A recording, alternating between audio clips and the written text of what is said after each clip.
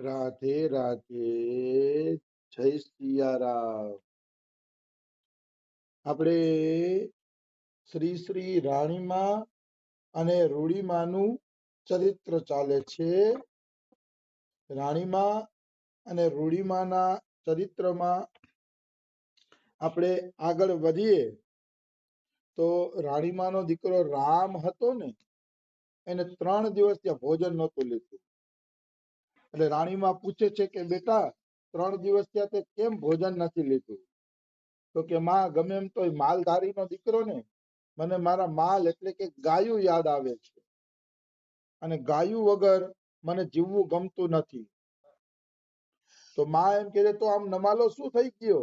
જા ઠાકરને જઈને કે ઠાકરે બધાયના કામ કર્યા છે તો તારા પણ કામ કરશે. જા ઠાકરને જઈને કે તું. ઈ કે ત્યારે આ બહુ સરસ બોલે છે કે માં, મારું એવડું ગજું નથી. ઠાકર તો સમર્થ છે, મતલબ ઠાકર તો સમર્થ છે, બધા કામ કરી શકે એમ છે, પણ માં મારું ગજું નથી કે હું ઠાકરને કહું કે તું મારું આ કામ કરી દે, કારણ કે હું એવડો મોટો ભક્ત નથી, હું કોઈ એવડો મોટો સંત નથી કે હું ઠાકરને કહું કે ઠાકર તું મારું આ કામ કરી દે. વાત બિલકુલ સાચી છે. ઠાકર કામ કરે છે, પણ ઠાકર પ્રત્યે એવું સમર્પણ પણ જોઈએ. સમર્પણ વિના થોડો ઠાકર કામ કરે. એમ તો આખું જગત ઠાકોરજીને કહે છે મારું આ કામ કરી દેજો ને, આ કામ કરી દેજો ને, ઓલું કામ કરી દેજો ને, પણ ઠાકર નવરો થોડો છે. એ તો એના કામ કરે છે જે સમર્પિત મૂર્તિ છે, જે પ્રભુને પૂર્ણ રીતે સમર્પિત થઈ ગયા છે, એનો ઠાકર ધણી છે, એનું કામ કરે છે. એટલે રામ એમ કે છે મારું ગજું નથી માં, હું કેવી રીતે કહું? તચલી આંગણીએ ગોવર્ધન ઉપાડી વ્રજને રાખનારને માયા મારા હૈયામાં કેમ રાખી શકું? મતલબ જેને તચલી આંગળી ઉપર ગિરિરાજ ઉપાડ્યો ભગવાન શ્રી કૃષ્ણએ, એ ગિરિરાજ વાળા કાનુડાને હું હૃદયમાં રાખી શકતો નથી, મતલબ હું એનું સતત સ્મરણ કરી શકતો નથી, તો ક્યાં મોઢે કહું કે મારી ગાયો લાવી આપો? હું હૃદયમાં સતત સ્મરણ કરું, હૃદયની અંદર સતત સ્મરણ થાય તો કહી શકું ને, નકર કેવી રીતે કહી શકું? આવી વસ્તુ છે. એટલે કહેવાનો ભાવ શું છે? કહેવાનો ભાવ એ છે કે સમર્પણ હોય તો ઠાકોરને કહી શકાય. મને ઘણા લોકો કહેતા હોય અમે ઠાકોર હારે ઝઘડો કરી લઈ, બાજી લઈ, બોલી લઈ. હું તો કોઈ દી બાજ તો બોલતો નથી, કારણ કે હું તો મારું એટલું ગજું માનતો નથી.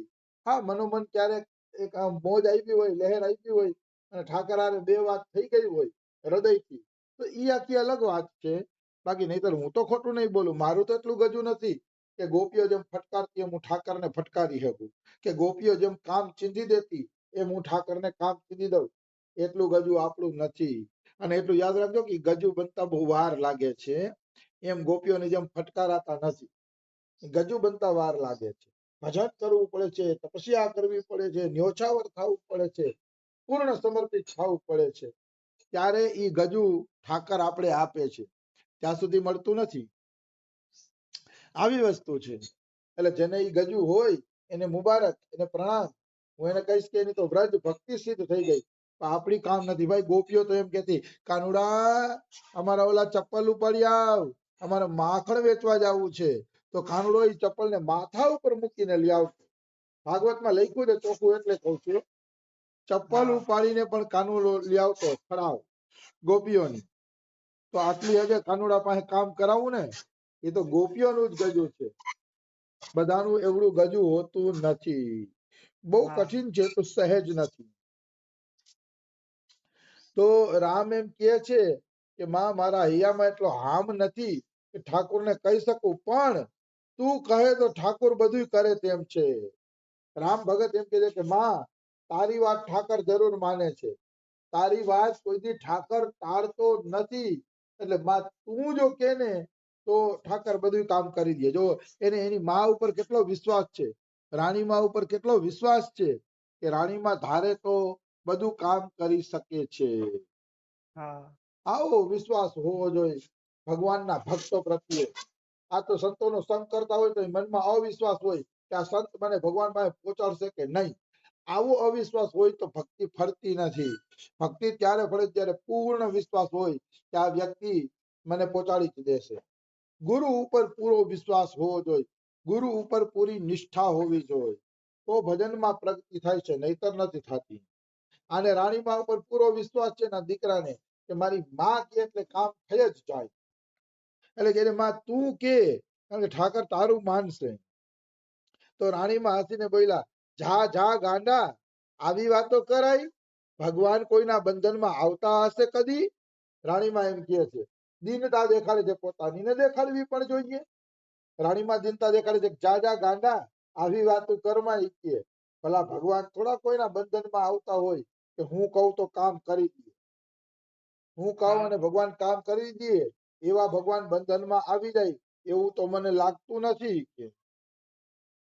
એટલે ભગવાન કોઈના બંધનમાં આવતા નથી, આવી વાત છે. તો આ દીનતા દેખાડે છે રાણીમાં. બાકી રાણીમાને તો ખબર જ હતી કે ભગવાન મારા પ્રેમના બંધનમાં બંધાઈ ચૂક્યા છે અને હું જેમ એને કામ કહીશ એમ ઈ મારું આ કામ કરશે, આવી વસ્તુ છે. તો રામ ભગત શું કે છે? રામ ભગત હોશિયાર હતા કે હા માં હા આવે, ભગવાન બંધનમાં આવે, જો તારા જેવી ભક્તિ હોય તો જરૂર બંધનમાં આવે છે. રામને ખબર હતી કે મારું સમર્પણ નથી પણ મારી માનું પૂરું સમર્પણ છે. એટલે કહે છે કે હા માં, ભગવાન બંધનમાં આવે અને તારા જેવી ભક્તિ હોય તો જરૂર અને જરૂર બંધનમાં આવે છે, એમાં કોઈ શંકા નથી. અરે ભાઈ, ભગવાન તો બંધાવા તૈયાર જ છે. જશોદાના ખાંડણીએ ભગવાન બંધાઈ ગયા તો ખાંડણીએ બંધાઈને ભગવાને તો દેખાડ્યું કે હું પ્રેમી ભક્તોના વશમાં છું, હું પ્રેમી ભક્તોના બંધનમાં છું, આવી વસ્તુ છે. એટલે કહેવાનો ભાવ શું છે? ભગવાન તો બંધાય છે, પ્રેમી ભક્તોના બંધનમાં જરૂર બંધાય છે, બસ ભક્તિ હોવી જોઈએ. ભક્તિ હોય તો વાંધો આવતો નથી, આવી વસ્તુ છે. તો માં શું કહે છે? માં નહીં, હજી રામ ભગત બોલે છે કે હા માં હા, બંધનમાં આવે, તારા જેવી ભક્તિ હોય તો બંધનમાં આવે. મારી માએ પ્રેમને દોરે બાંધ્યા છે, અનેક સાધુ સંતો કહે છે, હું માનું છું. અને કાલે ઠાકર સાહેબ પણ એમ કહેતા હતા. રામ એમ કહે છે કે માં તારા બંધનમાં છે. તો માં કે તને કેમ ખબર પડી કે મારા બંધનમાં ભગવાન છે? તો કે આપણા ઘરે જેટલા સાધુ સંતો આવે છે ને એ બધા એમ કહે છે કે રાણી માએ તો ભગવાનને પોતાના પ્રેમના બંધનમાં બાંધી લીધા, પોતાના પ્રેમના બંધનમાં બાંધી લીધા છે રાણી માએ, બધા એમ કહે છે. અને હું માનું છું માં. અને કાલે આજે ભાભા સાહેબ આવ્યા હતા, રાજકોટના ઠાકર સાહેબ, ઈ પણ એમ કહેતા હતા કે તમે કૃષ્ણને પ્રેમના બંધનમાં બાંધી લીધા છે. તો માં કે આટલા બધા લોકો થોડુંક ખોટું બોલે, આટલા બધા લોકો થોડું કઈ મજાક કરે, મને પૂર્ણ વિશ્વાસ છે કે તમે ભગવાનને બંધનમાં બાંધી લીધા છે, રામ ભગત કહે છે. પછી હું કહે છે, રામ આવી ગાંડી ગાંડ વાતો મૂકી જમી લે ભાઈ, તું જમી લે. ચા તારી ગાયો ઠાકર કાલ સવારે લાવી આપશે.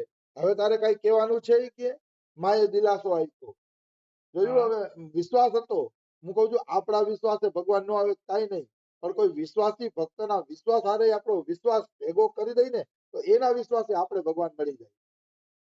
કોઈ સંતમાં વિશ્વાસ થઈ જાય ને તો સંતના વિશ્વાસના કારણે આપણે ભગવાન મળી જાય છે, આવું બને છે. એટલે માં એમ કહે છે કે બેટા હાલ જમી લે, જમી લે. જો તારો એટલો જ વિશ્વાસ હોય તો હું પણ તને કઉ છું કે ઠાકર કાલે તારી ગાયોને અહીંયા બોલાવી લેશે, તારે લેવાય નહીં જવી પડે, अपने आप स्वतः गायो અહીંયા આવી જશે. આવી રાણી માએ ભવિષ્યવાણી કરી દીધી કે તું ચિંતા ન કર, જમી લે. પછી તો રામ ભગત રાજી રાજી થઈ ગયા, કારણ કે માએ માં મજાકમાં બોલે તો ભગવાન સાચું કરી દે છે. તો અહીંયા તો માએ દિલાસો આપી દીધો કે જા ગાયો આવી જશે. પછી જમવામાં શું વાંધો છે? એને કેટલો વિશ્વાસ હતો કે માએ કીધું એટલે ગાયો આવી જ જશે. અને એને જમી પણ લીધું. રામ ભગતે પ્રસાદી લઈ પણ લીધી. ત્રીજે દિવસે પ્રસાદી લઈને રામ ભગતે પારણા કર્યા છે. કહેવાનો ભાવ શું છે? કહેવાનો ભાવ ઈ છે કે આવી શ્રદ્ધા વિશ્વાસ હોઈ જાય.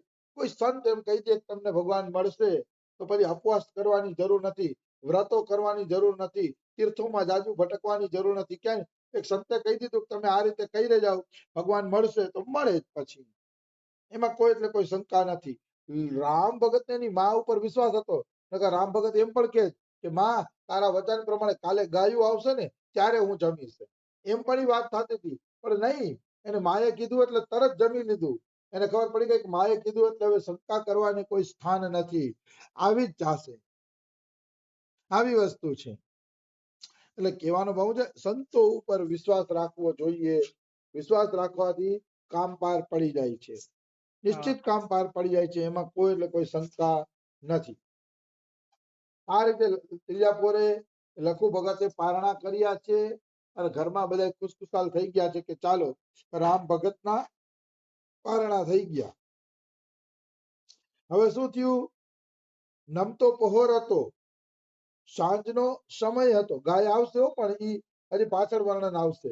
એ વચ્ચે પાછી બીજી એક વાત ઘૂસે છે આની અંદર. નમતો પહોર હતો, સાંજનો સમય હતો. રાણીમાએ ઠાકોરજીને જગાડ્યા છે અને જગાડીને જળપાન કરાવ્યા છે.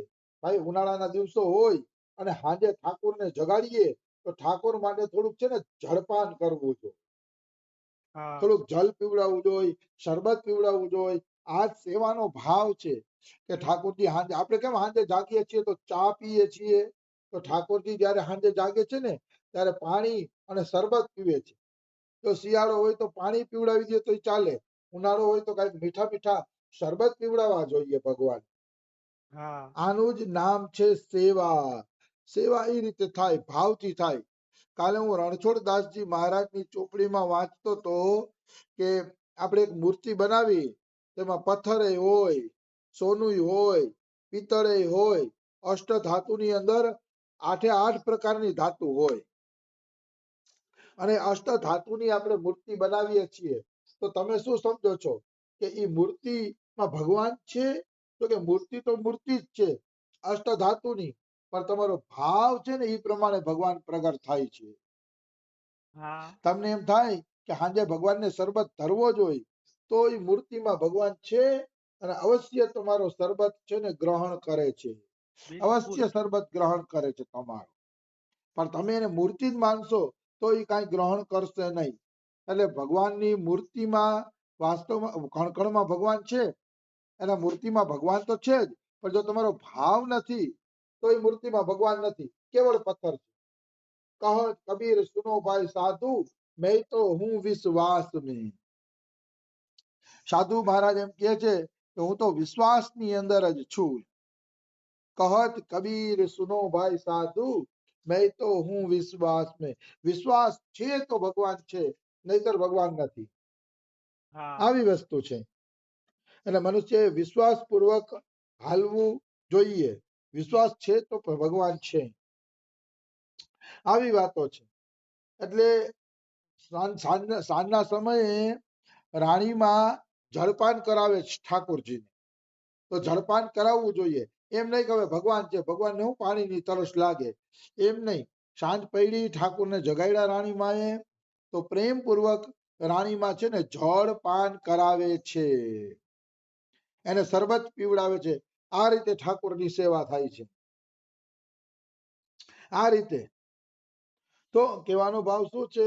ભાવપૂર્વક સેવા ઠાકોરજીને જગાડે છે. અને રણછોડદાસજી એમ કહે છે કે જો મૂર્તિમાં સાક્ષાત ભગવાન હોય ને તો નાસ્તિક પણ ભગવાનના પગથિયા ચડે ને તો નાસ્તિકનું હૃદય હચમચી જવું જોઈએ, ગદગદ થઈ જવું જોઈએ. પણ નાસ્તિકનું હૃદય તો ગદગદ નથી થતું, નાસ્તિકને તો એ મૂર્તિ જોઈને ભાવ નથી થતો.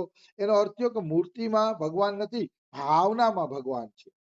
હા, કણે કણમાં ભગવાન રહેલો છે, ઈ નાતે મૂર્તિમાં ભગવાન છે, પણ ઈ તો બહુ ઊંચી સ્થિતિ હોય ને ત્યારે ઈ ખબર પડે આપણે.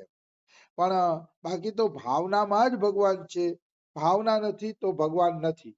એટલે મનુષ્યએ પોતાની ભાવના સ્વચ્છ, સુંદર અને પવિત્ર કરવી જોઈએ, તો જ એને ભગવાનના દર્શન થશે, નહીતર મૂર્તિમાં ક્યારેય ભગવાનના દર્શન થશે નહીં, એ નિશ્ચિત છે. તો સમય થઈ ગયો છે, બીજું આપણે કાલે લઈ લેશી. રાધે રાધે, જય સિયા રામ.